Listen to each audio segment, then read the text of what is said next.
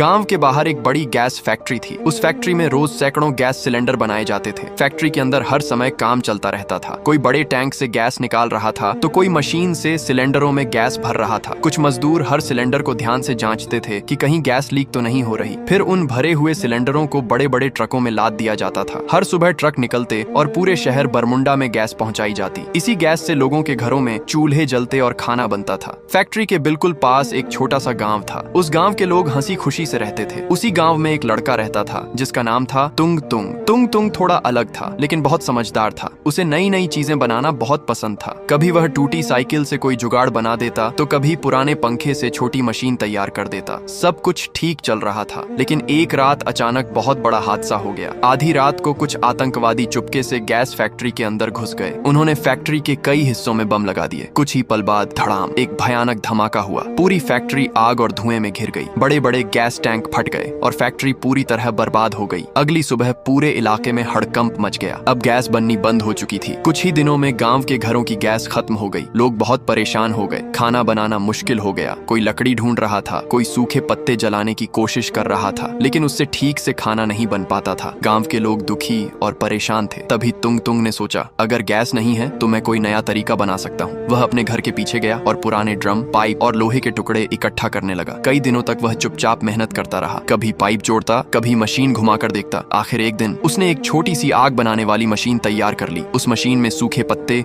भूसा और कचरा डालते ही मशीन के अंदर से तेज और लगातार आग निकलने लगी। अब उस आग पर आराम से खाना पकाया जा सकता था। तुंग तुंग ने वह मशीन पूरे गांव को दिखाया। गांव वाले हैरान रह गए। अब बिना गैस के भी उनके घरों में चूल्हे जलने लगे। कुछ ही दिनों में तुंग तुंग ने ऐसी कई मशीनें बना दी। पूरा गांव खुश हो गया। लोग तुंग तुंग की खूब तारीफ करने लगे। उस दिन के बाद गांव में एक बात सबकी जुबान पर थी, समस्या कितनी भी बड़ी क्यों न हो, अगर दिमाग और हिम्मत हो तो उसका हल जरूर निकल जाता है।